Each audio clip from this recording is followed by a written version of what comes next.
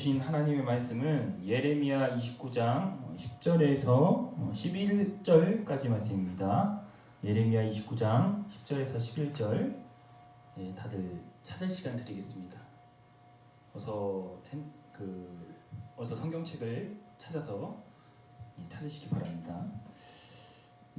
제가 봉독해 드리겠습니다. 여호와께서 이와 같이 말씀하시니라. 바벨론에서 70년이 차면 내가 너희를 돌보고 나의 선한 말을 너희에게 성취하여 너희를 이곳으로 돌아오게 하리라. 여호와의 말씀이니라. 너희를 향한 나의 생각을 내가 아나니 평안이요 재앙이 아니니라. 너희에게 미래와 희망을 주는 것이니라. 아멘. 여러분 안녕하세요. 이렇게 뭔가 영상으로 여러분들을 뵈니까 뭔가 감회가 좀 남다른 것 같습니다. 우리가 이제 코로나 바이러스 때문에 이제 청년부가 이제 모이지 못하잖아요. 그래가지고 어떻게 할까 이제 고민을 하다가 그래서 이제 설교 영상을 이제 짧게 저희가 찍기로 했습니다. 그래서 이제 비록 모이지는 못하지만 오늘 설교 영상을 여러분들 통해서 여러분들이 한 주 이제 살아갈 수 있는 힘을 제공받았으면 좋겠습니다.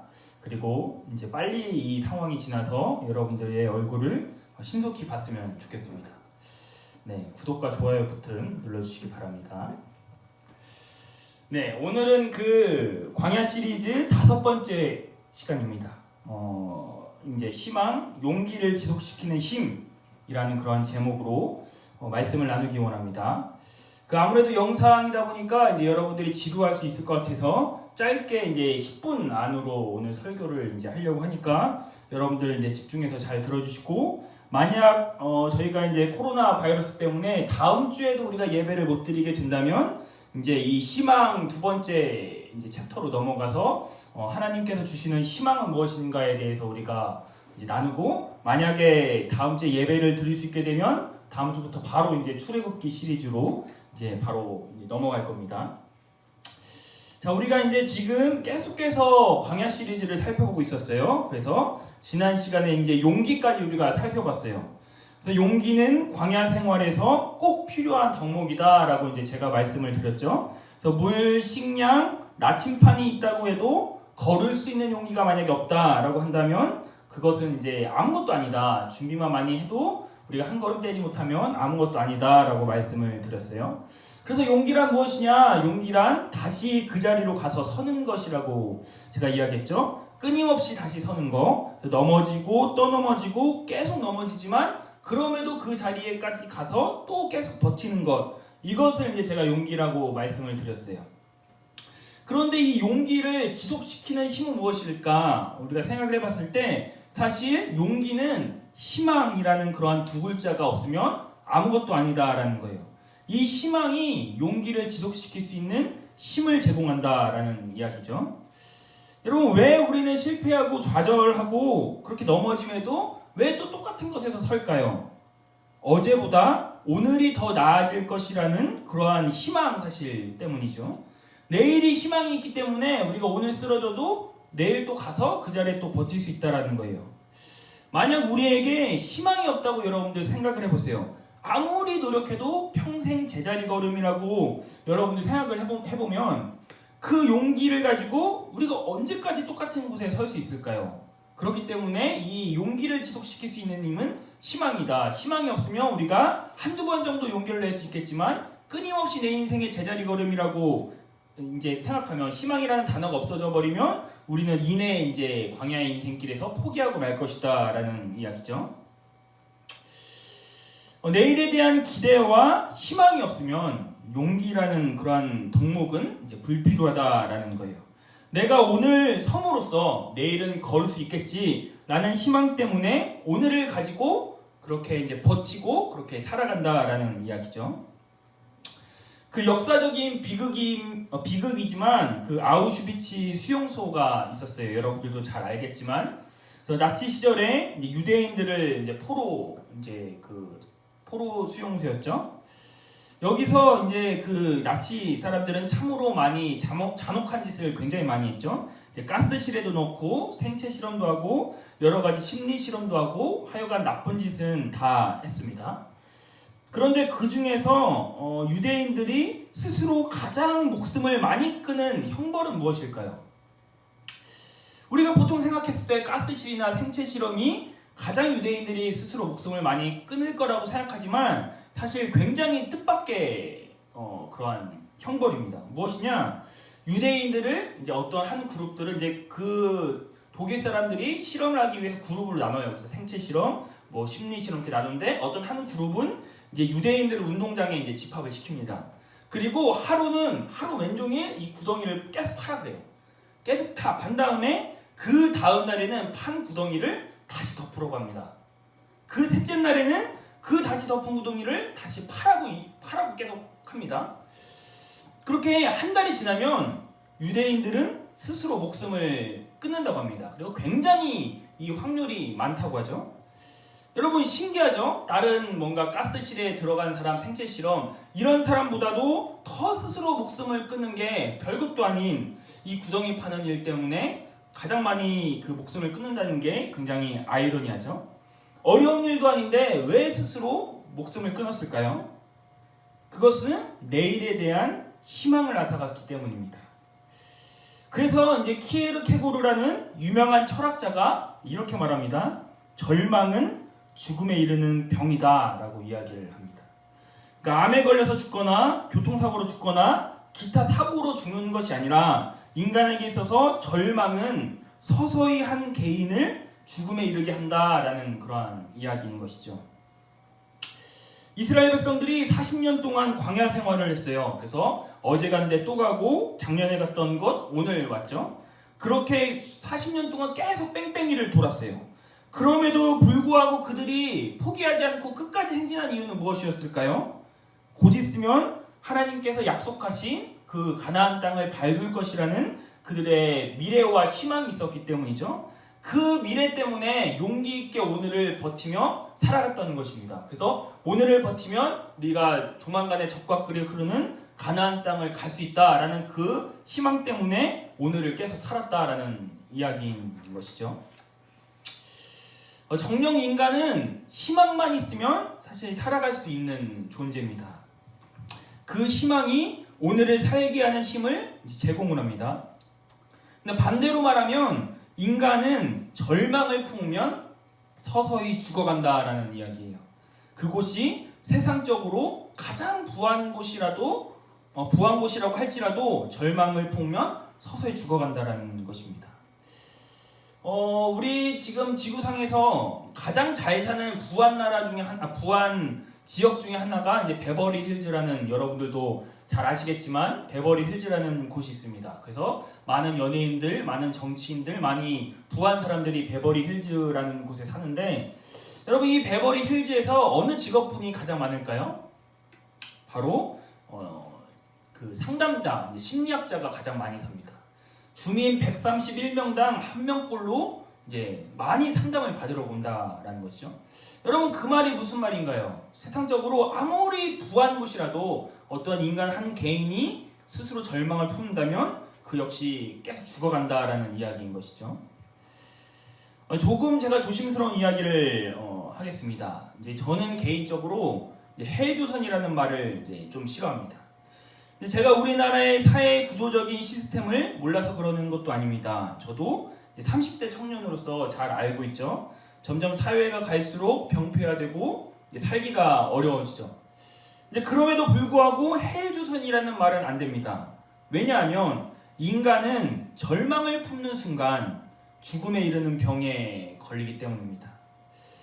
여러분들 생각해보세요. 우리가 6.25 전쟁 시절과 지금을 여러분들 비교해보세요. 6.25 때는 절대적인 빈곤이었습니다. 정말 먹을 것이 없어서 많이 죽었죠. 반면 우리들은 새끼 다 먹고 그렇게 해외여행도 가고 뭐 놀고 싶은 것도 다 놀매도 불구하고 왜 우리는 헬조선이라고 이야기를 할까요? 우리가 절망을 품었기 때문에 스스로 죽음에 이르는 병을 가지게 된다라는 이야기죠. 이 절망병은 어떤 한 개인을 서서히 말라 죽입니다. 한 번에 죽이는 것도 아니고, 그래서 우리를 끊임없이 나약하게 만들고 다시는 걸을 수 없는 영적인 안진뱅이로 만든다. 이것이 절망이다라는 이야기입니다. 인간이 소망과 희망을 만약에 가슴에 품는다면 그곳이 정말 지옥 같은 곳이라고 해도 버틸 수가 있다라는 이야기입니다. 그곳에서 내 삶은 끝났어 라고 절망하지 않고 우리가 미래의 희망을 품는다면 그것이 용기를 지속시킬 수 있는 힘, 오늘을 다시 버티게 하는 힘으로 작동해서 결과적으로 우리가 광야 생활을 버틸 수 있는 원동력이 된다라는 이야기인 것이죠. 제가 개인적으로 좋아하는 이제 래퍼 중에 도끼라는 래퍼가 있습니다. 여러분들도 잘 아시겠지만 정말 어렵게 살지 않았습니까? 그 창고 컨테이너 박스에서 그렇게 라면을 한 끼 먹으며 살았던 사람이 지금 이제 많이 부해졌죠. 그 이유가 도끼가 거기를 버틸 수 있었던 이유는 무엇일까요? 그는 절망을 품지 않고 끊임없이 희망을 품었죠. 그래서 흑인 래퍼들, 부자된 래퍼들 보면서 나도 조만간 저렇게 살 거야 이러한 희망을 품고서 그 희망이 오늘의 도끼를 만들었고 그 절망스러운 상황을 견인해간 그런 탈출구 역할을 희망이 한 것이죠.